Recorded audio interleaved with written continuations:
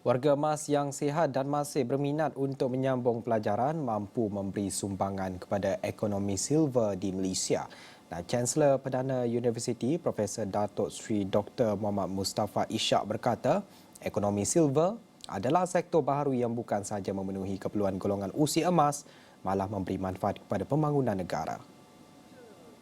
Profesor Muhammad Mustafa melihat warga emas mampu memberi sumbangan kerana pengalaman yang diperoleh mereka. Keperluan untuk orang-orang tua, orang-orang dewasa ini banyak keperluan baru, bukan saja healthcare tapi juga mereka ada keperluan-keperluan baru dan merupakan satu sektor ekonomi yang ada potensi besar kalau jumlah penduduk dewasa ini meningkat, ya.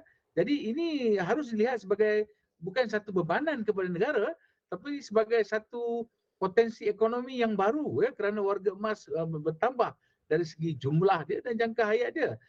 Ujarnya negara seperti Singapura juga boleh dijadikan contoh bagaimana usaha kerajaan Republik itu yang menyediakan pekerjaan baharu bukan secara sepenuh masa kepada warga emas dalam usaha memastikan golongan itu tidak bergantung sepenuhnya kepada bantuan kerajaan. Justru beliau bersetuju jika perubahan dasar dilakukan bagi memenuhi keperluan ekonomi silver dalam usaha memastikan mereka menyumbang kepada keluaran dalam negara kasar KDNK dan sektor pekerjaan baharu. Beliau berkata demikian semasa menjadi tetamu dialog 3 penjuru pada Khamis. Ekonomi silver atau silver economy merujuk kepada pasaran dan keperluan ekonomi bagi golongan warga emas atau orang dewasa yang berumur 60 tahun ke atas. Ia merujuk pada perniagaan dan perkhidmatan yang bertujuan untuk memenuhi keperluan golongan warga emas seperti perkhidmatan kesihatan, kemudahan mobiliti, tempat tinggal, pembelian barangan dan perkhidmatan lain yang berkaitan. Ia juga merujuk kepada impak ekonomi yang dibawa oleh peningkatan bilangan golongan warga emas dalam masyarakat